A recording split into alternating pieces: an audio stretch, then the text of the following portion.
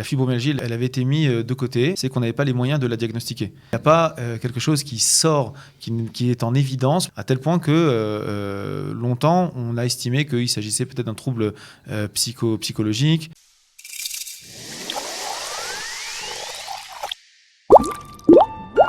Souffrir sans savoir pourquoi, c'est bien souvent le cas de ceux qui sont atteints de fibromyalgie.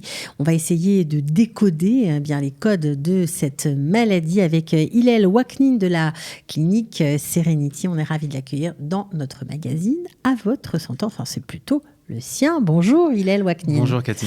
Alors la fibromyalgie, un nom un peu barbare, des douleurs inexpliquées, un diagnostic très difficile à poser. Est-ce qu'on peut savoir de quoi il s'agit exactement ? Bien sûr. Alors d'abord, on va définir de quoi il s'agit. Que veut dire la fibromyalgie ? Il veut dire fibrose douloureuse des muscles. D'accord ? Donc il s'agit en fait d'une lésion douloureuse des muscles. Maintenant, à savoir tous les muscles ? Alors justement, on va voir de quoi on parle exactement. En fait, ça va se caractériser par différents symptômes. D'accord ? De quoi on parle ? Essentiellement, on va parler de douleurs musculaires, d'accord, et articulaires, d'une fatigue intense, des troubles du sommeil, d'accord, donc en général, et aussi on va dire ça va aussi provoquer des baisses d'humeur aussi au passage, d'accord, jusqu'à dépression même. Dépression, pas d'excitation, non, justement, des colères, dépression, d'encrine, on va voir par la suite que ça peut provoquer encore d'autres choses.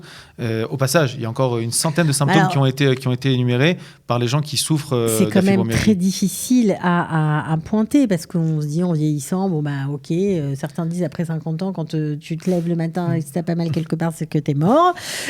Donc c'est très difficile de dire, j'ai mal là, c'est pas très grave, on s'oublie un peu. C'est difficile doublement. On va expliquer pourquoi. D'abord, il faut essayer de comprendre au niveau historique. La fibromyalgie, elle existe, en tout cas, elle est diagnostiquée déjà depuis presque plus de 100 ans, à peu près 100 ans, et pourtant, elle avait été mise de côté. Pourquoi ? Pour une raison simple, c'est qu'on n'avait pas les moyens de la diagnostiquer. Tout simplement qu'avec toute vérification, il n'y a pas quelque chose qui sort, qui est en évidence pour nous dire, voilà, il s'agit de la fibromyalgie. À tel point que longtemps, on a estimé qu'il s'agissait peut-être d'un trouble psychologique, oui, on a souvent voire mis psychiatrique. En se disant c'est dans la tête, en fait c'est... Oui, d'ailleurs à un certain moment on l'a même appelé rhumatisme psychogène, d'accord, on était vraiment, c'est-à-dire que où est-ce qu'on se situe, on ne sait pas, jusqu'en 1992, elle n'était pas forcément reconnue en tant que telle. En tant que maladie. En tant que maladie, en tout cas maladie on va dire articulaire ou musculaire, enfin comme aujourd'hui on pourrait l'exprimer, ce qui était très compliqué parce que ces personnes-là se sentaient complètement isolées. Forcément, ça poussait aussi vers la dépression, vers pas mal de choses mauvaise, puisque finalement cette personne ne fonctionnait plus, incomprise de par sa famille, des gens qui l'entourent, et finalement à la fin elle est à la dérive parce qu'il n'y a pas comment pouvoir l'aider. Donc aujourd'hui, grâce à Dieu, on a la possibilité de quand même de pouvoir le diagnostiquer. On va expliquer rapidement quelles sont les bases aujourd'hui du diagnostic, en tout cas comment on peut évaluer a priori qu'il s'agit d'une fibromyalgie. Moi, j'aimerais savoir, avant d'aller plus loin, c'est plutôt les femmes ou les hommes qui sont touchés ou les deux ? Alors, c'est une très bonne question. Jusqu'à maintenant, il y a plus d'hommes. Il me semble que c'est 4 femmes pour un homme. D'accord ? Donc, c'est quand même assez important. En général, plus ou moins dans les 35-40 ans, on retrouve là-bas le plus grand nombre de femmes touchées par la fibromyalgie. Dernièrement, ça commence aussi à toucher un peu plus les hommes qu'avant, voire malheureusement aussi les enfants. Donc ça touche vraiment tout le monde. On dit que 5% de la population mondiale sont touchés par cette maladie. Tout à fait. C'est pas en mal, tout cas, quand même. on estime, ou des fois, il y a aussi, dedans, il y a aussi des gens qui on n'arrive pas à diagnostiquer forcément le source de leur problème. Et donc, on les rentre aussi dans cette statistique. Il faut savoir qu'il y a plusieurs hypothèses, plusieurs causes. D'accord ? Il y en a qui parlent peut-être d'un trouble hormonal. Il y a apparemment certains troubles du sommeil pourraient à un moment ou l'autre finir par dégénérer aussi et provoquer la fibromyalgie. On parle aussi des fois d'un trouble aussi au niveau du système nerveux. On parle souvent aussi. C'est déprimant votre émission aujourd'hui. On va voir que finalement, on va essayer de trouver quand même des solutions. C'est le but aujourd'hui, Bezrat Hachem. Mais quand même comprendre déjà d'où ça fonctionne. On comprend que le diagnostic est très difficile à faire. On s'est aussi rendu compte aussi que des fois, certains chocs aussi émotionnels ou un épuisement aussi émotionnel peut à la longue aussi provoquer donc la fibromyalgie. Alors aujourd'hui, concrètement, pourquoi je dis qu'aujourd'hui on a quelque part un petit peu de la chance, puisqu'en fait les moyens qu'on a aujourd'hui pour diagnostiquer ne sont pas ceux qu'on avait il y a encore 50 ans. Aujourd'hui, on peut donc, à l'aide justement de tous les moyens qu'on a aujourd'hui, être capable de pouvoir vérifier aussi ce qui se passe par exemple au niveau du cerveau. On s'est rendu compte par exemple qu'au niveau des neurotransmetteurs, par exemple la sérotonine, pour la majorité des gens qui souffraient de fibromyalgie, diminuait pour ces gens-là. Elle était donc en baisse. Et aussi, en même temps, les neurotransmetteurs on va dire responsables de la douleur, eux, par contre, augmenter. Donc aujourd'hui, on peut véritablement voir vraiment au niveau de ces neuromédiateurs qu'il y a véritablement vraiment un changement, ce qui peut expliquer qu'ils ont mal et que c'est pas simplement que psychologique, ça, premièrement. Deuxièmement, aujourd'hui, on s'est aussi rendu compte alors encore une fois, c'est quelque chose qui est en train d'être vérifié, de voir jusqu'à où ça va. Ça évolue. On s'est rendu compte aussi qu'il y a, à travers les différentes zones de douleur, des amas d'une substance qu'on appelle le collagène, qui va d'une certaine manière un peu cristalliser un petit peu les zones, empêcher, on va dire, la fluidité de des mouvements et de ces articulations, et donc à ce moment-là, provoquer aussi la douleur. Donc le collagène, c'est bon pour la peau, pour tenser la peau, on va dire, mais par contre... le collagène est très important. Il va avoir une action qui va être multiple entre fibroblastes, collagène, élasine, etc., pour nous permettre les différents mouvements. Mais là, ça, non, voilà. c'est pas bon. Donc aujourd'hui, on a différentes manières d'essayer de pouvoir traiter, entre guillemets, la fibromyalgie. Malheureusement, on va dire dans le monde conventionnel aujourd'hui, on n'a pas énormément de choses. Ça veut dire qu'aujourd'hui, on va avoir des antidouleurs, des fois des infiltrations.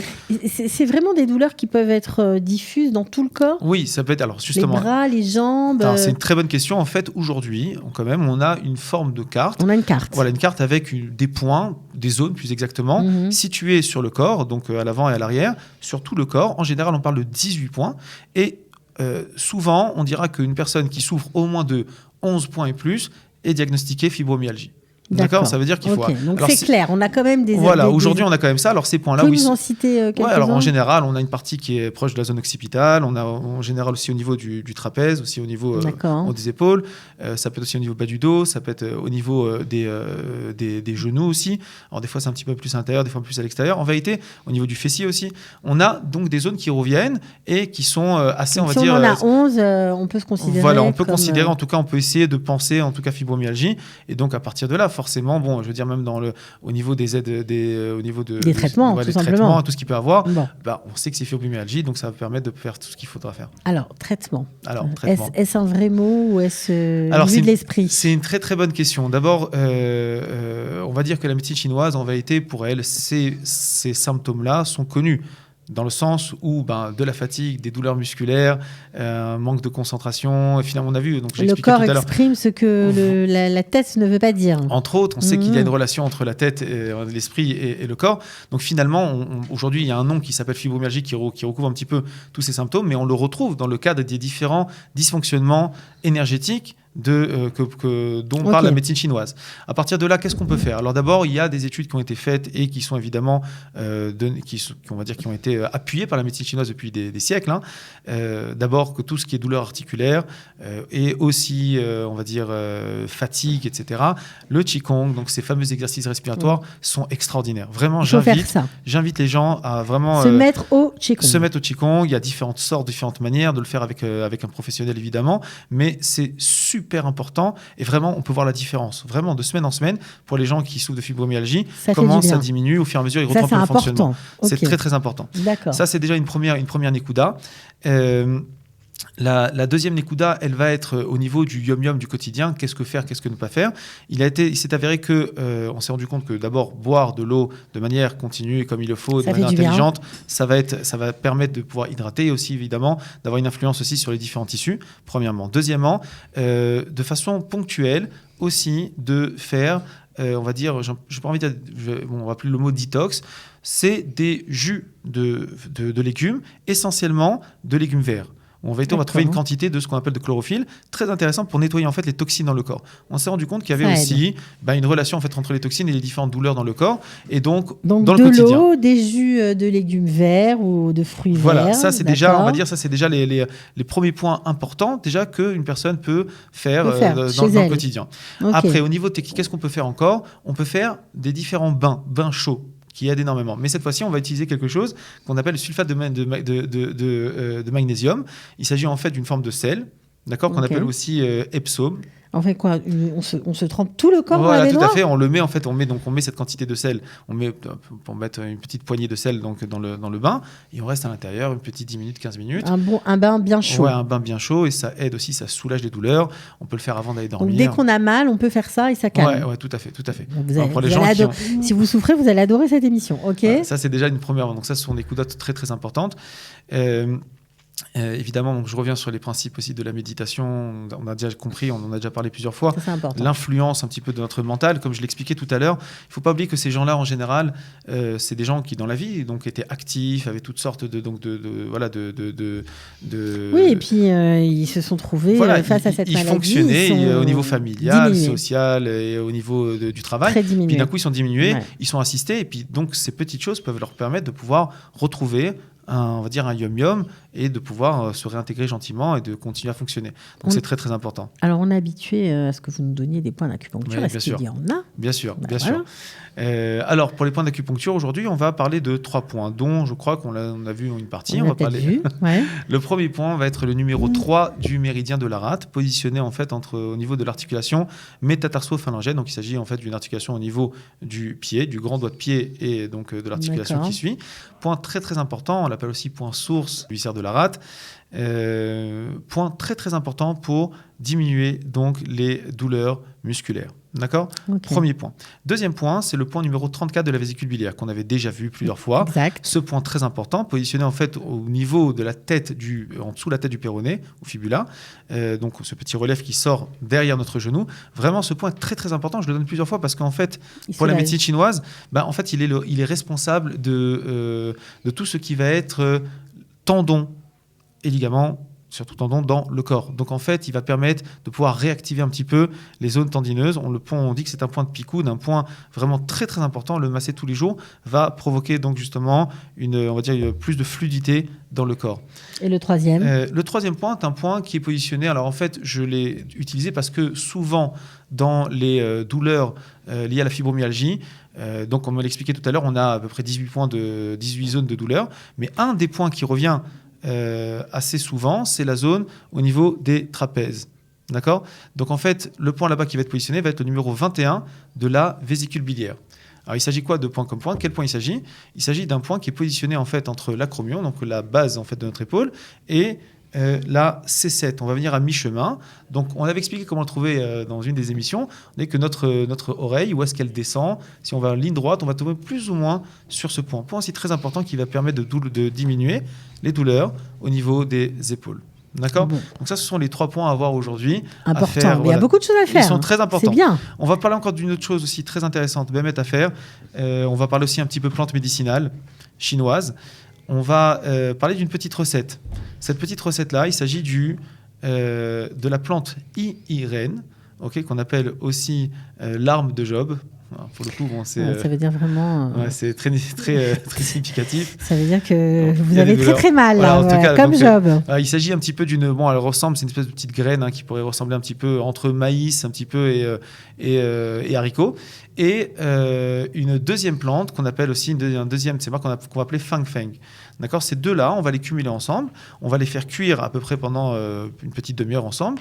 Et après, on va extraire le jus qui en sort et on va boire à peu près une cuillère le matin et une cuillère le soir. Je crois que cette émission, il va falloir la revoir avec un petit papier, un crayon pour tout noter. En vérité, il y a beaucoup de choses à savoir sur ça fait du bien, ça rassure. Ouais. J'ai envie de dire aussi au passage qu'aujourd'hui, encore une fois, comme je l'expliquais tout à l'heure, au niveau de la médecine conventionnelle, il n'y a pas énormément de possibilités, de solutions. La médecine chinoise, comme je l'expliquais tout à l'heure, elle connaît cette maladie depuis très longtemps, puisqu'en vérité, encore une fois, c'est cumul de pas mal de symptômes connus dans le cas de la médecine chinoise. Et l'acupuncture, des plantes médicinales, des exercices de Qigong peuvent être extrêmement, extrêmement efficaces pour calmer les douleurs. Voilà, pour s'occuper de cette la maladie fibromyalgie. Très handicapante, très invalidante. En tout cas, merci de nous avoir donné des conseils, des éclaircissements, avec plein de petits trucs à faire chez soi. J'ai beaucoup aimé le bain, c'est sympathique. Franchement, ça doit soulager quand on ne sait plus quoi faire, qu'on est chez soi, qu'il est tard. On ne va pas aller chez le médecin, on ne va rien faire. Et puis peut-être que... Ces petites choses qui peuvent vraiment nous aider. Voilà, encore une fois, et puis savoir qu'aujourd'hui, on comprend ces gens-là qui souffrent de la fibromyalgie. Ils ne sont plus pris pour des extraterrestres. Voilà, il faut savoir que c'est une véritable maladie. Il faut le prendre très au sérieux et on peut essayer de les soulager. Merci beaucoup, Hillel Waknin. On vous retrouve la semaine prochaine pour une autre émission d'À votre santé. À bientôt. Ciao.